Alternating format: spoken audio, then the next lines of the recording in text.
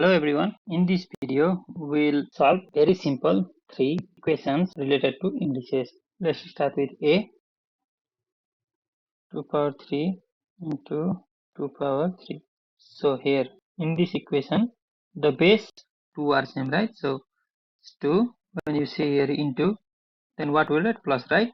So 3 plus 3. Then 2 power 6. 3 plus 3 6 is equal to 64. This is answer of A. B, x power 3 into x power 2.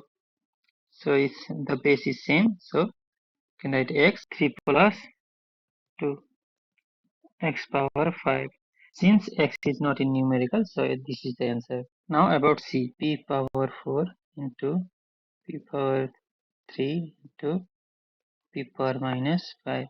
So in this case, what we can do is all are p, right? So we can write p 4.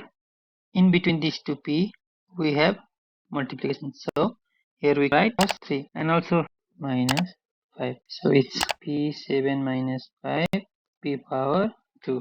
This is the answer.